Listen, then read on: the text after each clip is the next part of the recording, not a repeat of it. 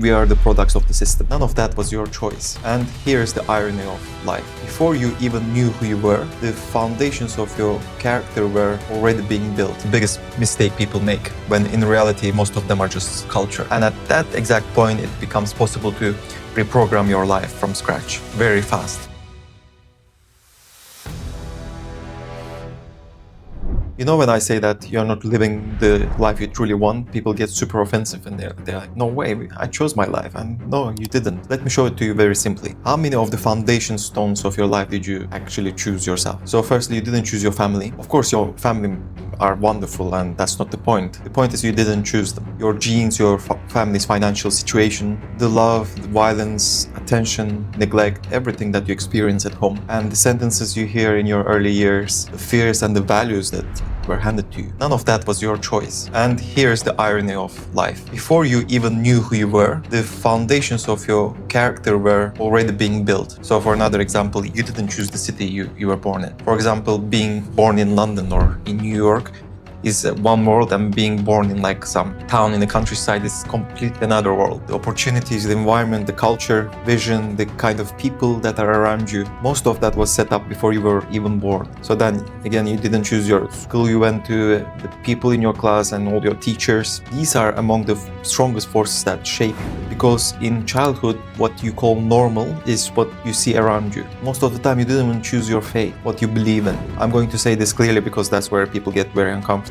Most people don't research and choose their faith. They inherit the belief system of the country and the family they're born into, right? Like most people who are born in Muslim countries are Muslims, and people who are born in Christian countries are Christians. Of course, there are non-believers too, but they're the minority. But the issue isn't which religion is correct. Before you could even question anything, you were handed a map of the world. So we didn't write the rules of the world. We didn't choose the traditions, we didn't choose the social norms. And people treat these rules as the truth of the universe, which is the biggest mistake people make, when in reality most of them are just culture. Like you didn't choose anything that happened before you had the proper mental strength. The childhood traumas, the people you ran into, the sentences you were exposed to, your looks, your body, your temperament, most of these wasn't under your control. When you were still weak, the system and the luck shaped you. So basically, we are the products of the system. And when people hear this, they assume this is fate, but it's not fate. It's simply in the years that your brain was most flexible. I mean, when neuroplasticity was at its strongest, whatever the system put in front of you, you grew accordingly. That became your normal, that became your thinking style. Your fears, your goals, your limits, all of those were installed. And then what happens? You reach your 20s and you accept yourself as exactly as the system programmed you. I'm just like this is exactly who I am, this is my limits, this is all I can do. These are the most dangerous sentences. This is who I am. Because most of the time that isn't you. It's the software that's written on top of you. But there's a better option, and that's where it really begins. And that's the option that very few people choose.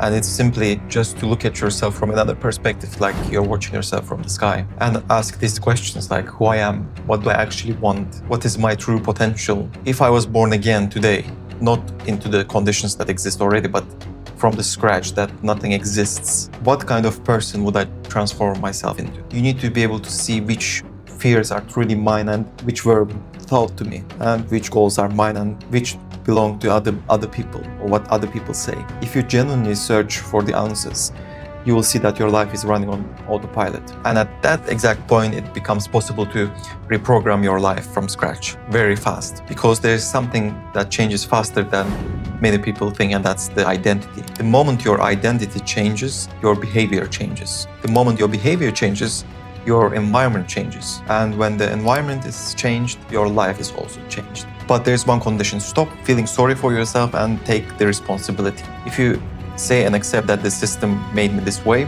and just sit and do nothing, the system wins. But if you can say that the system made me this way, but I will do everything I can to change it, that's where the game changes and you will start rewriting yourself. Look, we all live once. You're not obligated to act out the script this system wrote for you. This life isn't for the system. It's for you, it's for your family. So become the best version of your potential.